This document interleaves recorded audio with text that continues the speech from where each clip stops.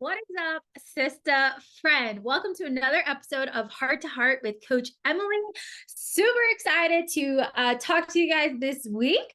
I hope everybody had a wonderful first week in the new year. Got a chance to listen to last week's episode about intentions over goals and diving into that. Sorry, I'm a little distracted today. I hurt my back really bad. I think from my freaking Peloton, and it is a pain I have never experienced before, and it is kicking my ass. So we're dealing with that.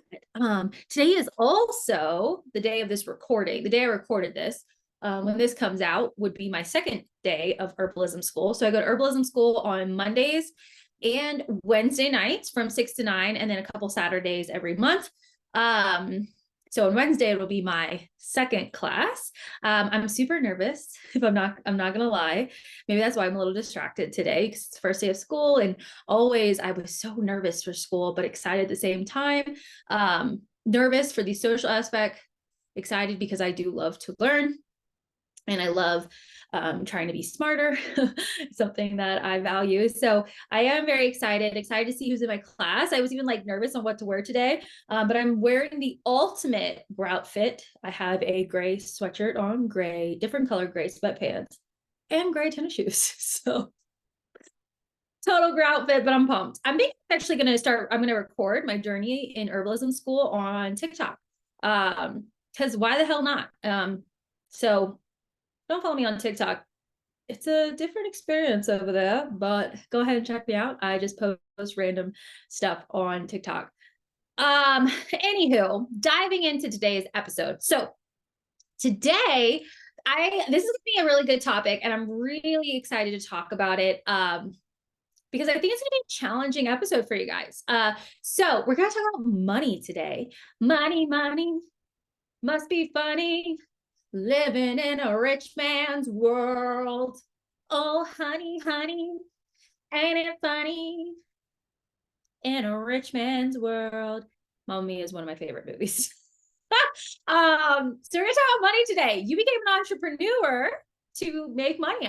Is probably one of the reasons. You don't have to hide it. You don't have to lie. It's okay to want to make money. I think we all kind of shy away from saying that we want to make money. But I mean, you want to make your own money doing what you love. That's one of the reasons you become an entrepreneur, and you get to kind of decide to an extent, right? How much money you make, right? You want to grow a big business, you want to be a millionaire, right? What does that look like? Lots of mentorship, right? Lots of scaling, depending on what kind of business you run. There's many levels to it. And today I wanted us to talk about how your relationship with money is more of an energetic topic than you realize, and is a good tool to reflect on what's going on with you energetically. And so you do kind of have to start off from the beginning with your relationship with money, because for a lot of us, our money mindset and how we think about money comes from how we were raised to think about money. I feel like a lot of us do not do the work to decondition our relationship with money. It's just kind of something, I hate that money's like something you don't talk about. I hate that money's something that's like, it's none of your business kind of thing. It's like this weird, it's so weird. Humans are freaking weird. You know that, right? And everybody values everything differently. And your money is the greatest reflection of what you value and what's important to you. And but as a child, we all grew up very differently with money, whether you grew up wealthy, whether you grew up middle class, whether you grew up poor, even whatever those classes you are, there's like subcultures within those classes of money. It is the most wild thing that is not talked enough about. All that money, all the energy money is given is like, make more, right? Make more money, you'll be happy. Make more money, you'll have this. Make more money. All you should be focused on is making more money. And I definitely want you to make more money, but I think that you have a lot of deconditioning around money as an entrepreneur, as a beginning entrepreneur, that you need to talk about, you need to get into. And I say this because I also had my own issues with money, and I'm still working a lot of issues with money. So heart to heart, as always, is about being connected, being open, being honest, pouring my heart out there so it can help you with your heart. So, damn. I'll start by talking about my relationship with money. So I grew up poor, which I told you, and I think poor is a relative term, but for where the community that I lived in, I was lower class. Most people that I went to school with, their parents worked together. They were all going to go to college. Their parents were going to pay for college. Their parents bought them cars. That was kind of like the community that I grew up in. So that was not me. I grew up my family is divorced. My mom is a hairstylist, and my dad put in sprinklers in high rises in DC. And those are both not, there's nothing wrong with those jobs, but they don't not like make a ton of money. My parents weren't making six figures, and we grew up poor. Like, I mean, sometimes my mom couldn't buy groceries, and my dad I lived in a trailer park, and me and my sister knew not to ask for things. We did not ask for things. We didn't expect to get anything. We would, share meals if we went out to a restaurant.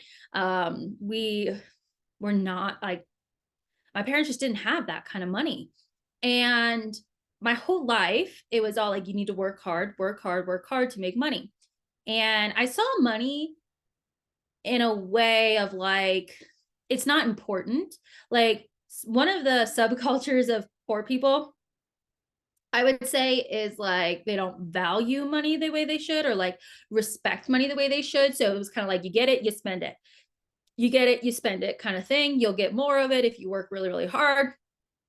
And there wasn't any of this like wealth, this like, let's grow wealth, let's like break the cycle kind of thing. And I get it, because my parents didn't grow up that way. They weren't taught those things. So I kind of had that same mindset. Also, like, poorer, lower class people judge rich people. They do. And rich people judge poor people. It's so weird, but humans are the weirdest, right? We know that. And I grew up with like, oh, it must be nice, or like my mom be like, I don't have a rich husband to buy me these things, or my dad would be like prideful of the fact that we were poor and we made a very decent life and we're happy, and that rich people weren't happy, kind of like that kind of story. And so I had a lot of feelings about money, but I knew that if I made money, I could make whatever life I wanted. And so growing up, I started working when I was like, I want to say it was 15. If you remember, if you're listening to this and you lived in Crofton, I worked at Damon's. I was a hostess. That was my first official job. Before that, I like babysat and stuff to make money. But at a young age too, my parents started making me pay my own bills. Like, if I wanted a cell phone, I had to pay for it. If I wanted things, I had to pay for it. So I got a job, and working hard is a huge value in our family, and is something that you receive love from, hence my performance-based love conditioning. And so I worked my little tushy off, 2 jobs, 3 jobs, most of my life. And every job I had, they're like, Emily's our hardest worker. I'll never forget, I worked at this place called Christopher's, and I was a bus girl, and I took that job so seriously. I was like, I'm gonna be the best damn bus girl this town has ever seen. And my nickname was Speedy, because I got shit done so fast, and everyone in the restaurant called me Speedy. Speedy, not Sweetie, Speedy, because I was Speedy Gonzalez up in there making money left and right. And I loved working. I also loved making money, and I would pick up extra shifts, and I would get money and I would lose it, and I would get money and I would lose it. And this taught me, which isn't the lesson I probably should have learned, but this taught me that you can always get money back. There's always more money. You can get more money. If you lose money, you can get more money. And in a way, this is a great way to think about money. It's kind of an abundance mindset, but at the same time, it's not very strategic or smart, because I would spend money and then I would just go make more. I'd be like, I'll just pick up 2 extra shifts and I'll make it all back. And it was our girl math, I guess, is what you could call that. And so I would just make more. I would just make more money. But this fed my stress addiction cycle. Okay, bigger picture, energetics here. What happened is that I realized that I would get into a stress response. Oh shit, I don't have any money. Work harder, go put yourself in a bad situation being overworked, and you'll make more. And I did that for most of my life. When I was married to my ex-husband, we were the poorest of poor, poorer than I was when I was a child. At one point, we got to the point where I was only, this part is still tender to me, it makes me cry. I was only eating food out of cans because that's all I could afford. And all my money went to, hey, Binks is being a heathen right now. Hold on, pause. Hair scratching and stuff. Where was I? Oh, it was awful. And I was working 3 jobs at the time, but it was just like stress response. It was almost like this addiction to the cycle. And energetically, I didn't realize that I was setting myself up for this cycle over and over and over again. I'd get $500 working hard one night, I'd spend it all. It was just so toxic. And it wasn't until, honestly, she's been on this podcast before. Her name is Sarah Jones. If you don't follow her, she's Keeping Up with the Joneses FC on Instagram, and you can check out her episode as well. It is phenomenal. Sarah is a wizard. I didn't realize this was my cycle and the energetics of money and how it was showing up in my life. The other thing, I felt like I had a sense of control over money because I knew if I worked hard, I would get more. And I have control issues as a child born of trauma. That's how it manifests for me, of control issues. I have control issues mostly over myself more than anything else. And this high expectation for myself that I don't really place on others. I only place on me, and that I must do whatever it may be. And so money was a great reflector of that. And through my deconditioning part of money, you could look at my bank statements and know exactly where I was mental health wise. Wild. Okay. So crazy. So if I am not doing well, I will shop like crazy. I'll just give money away. I'll just spend on random shit.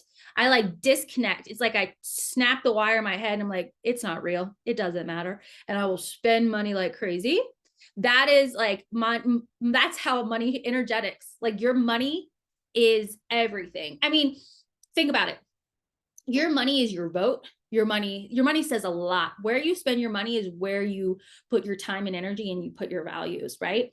And you can look at someone's bank statements and know what's important to them because of what they're spending their money on. You don't spend money on shit you don't care about. But if you are dysregulated and you have a really bad relationship with money, you can look at someone's bank statement and know what's going on. It's just like when you look at a client's macros, they've tracked for a while and they keep messing up and they show you what they got going on. And you look at it and you're like, okay, so we clearly have some emotional eating happening here, and they may not even realize it because energetics is everything.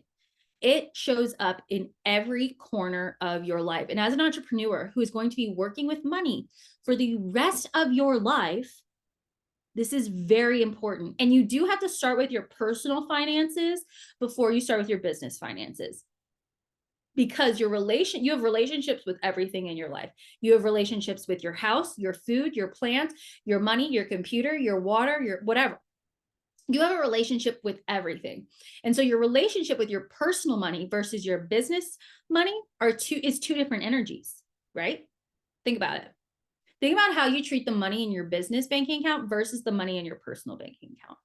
Probably very differently. I know for myself it's true, because until when I started to dive into this more and more, I learned so much about myself.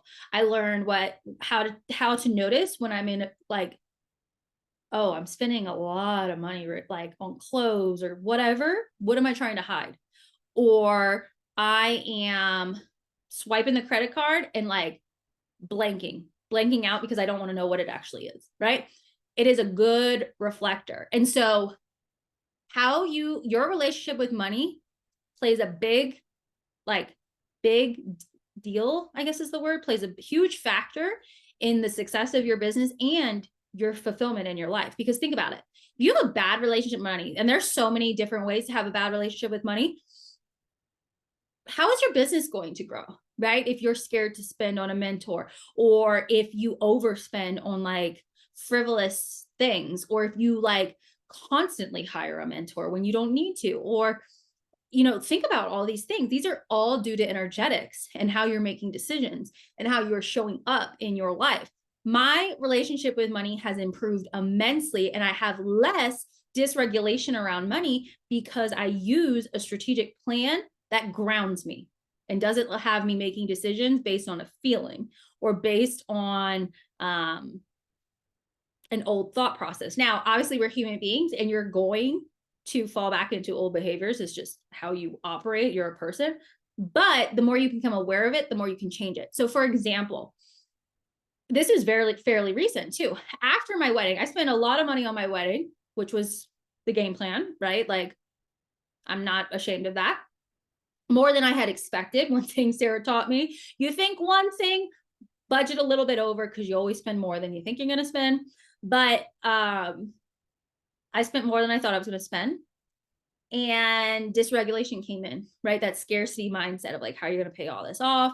How are you going to handle this, right? And so with the healing that I have brought to money, I was able to get to a place where I was like, okay, sit down, budget it all out, plan it all out, and then you have it in place. And then you don't have to make decisions based on emotions. You make them because they have been laid out strategically. And this has helped me even more with my deconditioning around money, because my brain automatically goes based on my trauma and my past to just work harder, you'll make more, it'll be fine. And there's a time and place to work hard and grind. I'm never not saying that, because I do think grinding is really important. And I do think it's important to work hard. It is a very core value of mine to work hard. Like, you get one life, you need to make it happen, and you need to work really hard to make it happen if that's what you want, because everything is, you have that choice to make it happen. And so I don't mind grinding, working hard. It's when you're doing it with the right energy. When you're doing it with the incorrect energy, where you're working your tushy off because you're moving from a scarcity mindset instead of abundance mindset, and from a space of openness and love and acceptance and all of in abundance, versus closed and contracted. Those are two different energies. And so the money you're spending or investing or working hard for is coming from a different place. That's why, like, if you've ever been on a sales call and you're moving from a scarcity mindset of like, shit, there's not enough money in the bank account, I need to book these calls, and then I need to close them all. And you're going, and you're like, you're just on a rampage.